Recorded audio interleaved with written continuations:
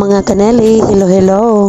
Kaming mga BHW aduna day may 2 days nga training. Kinahanglan gid mi nga mo attend ani kay after ani aduna man mi certificate, and then kani nga training is nag-focus gid ni sa tanan namong mga gimbuhaton as BHW. So compulsory jud kaayo nga kaming tanang BHW mo attend ani nga training. So first day ni sa training, so padulong na mi ani sa venue sa among training. So ang venue is sa school, elementary school, sa ilang conference room, and then first 2 days, syempre tag 2 days ang among training. So sa amo nga day is 5 barangays mi nga nagdungan. Bali ang 2 days nga training mga kaneli, whole day gyud na siya. First time din na ako nga mo attend og training as BHW. Medyo makalingaw man gyud siya mga kaneli, no, kay aside sa mga gitakol nga mga lessons, aduna po yung mga activities nga among ginabuhat. For example is role play, and then po time nga nagdrawing mi.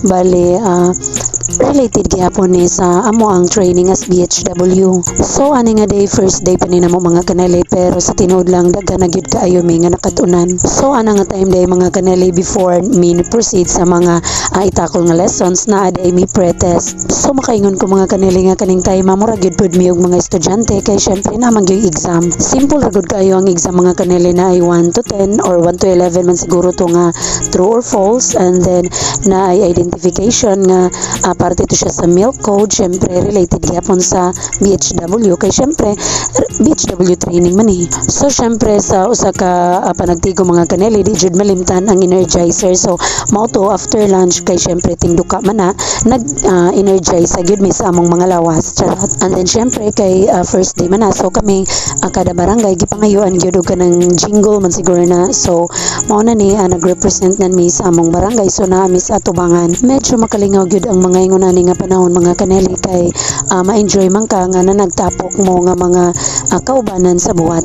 And then syempre sa usa ka panagtigom, di gyud mawala ang guest speaker. So mao na ni nagtabi ng guest speaker, kadyot ra kaayo. And then after ana syempre ni proceed na dayon ang mga lessons nga gitakol sa speaker pod nga gikan sa DOH. And then syempre kay training man and then whole day, so libre gyud ang snacks og ang lunch. So aside ay sa mga representative from DOH mga kaneli, ang mga taga RHU pod nga mga midwives and nurses, naapod na sila time nga naapod sila gitakol nga lessons. Sobra gyud siya ka challenging mga kaneli, kay after ani nga training sa 2 days naman gyud mahitabo nga post test. Kaya naman nila makita kung naminaw or nabay nakatunan sa training, kay syempre makumpara man nila ang pre-test ug ang post test, kay same raman gyapon ang questionnaire nga gamiton. So ana day nga time mga kaneli, mao na ni ang time nga giingon ako nga naas admit time nga mag-drawing, kay kani gihimo na mo nga problem 3.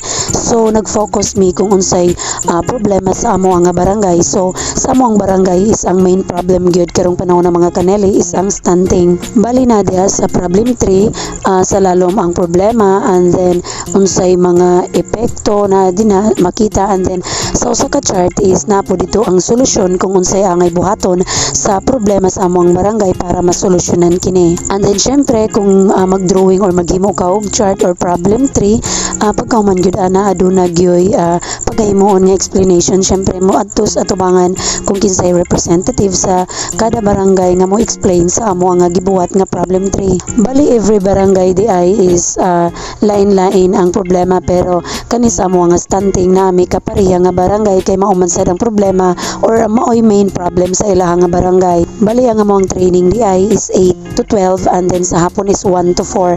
So ana nga time is gikan namin sa training, sa first day training, and then ihapit mi og barangay hall, kaya aduna koy gikuha nga mga papel. So maura sa na mga kaneli, thank you for watching. See you on my next vlog.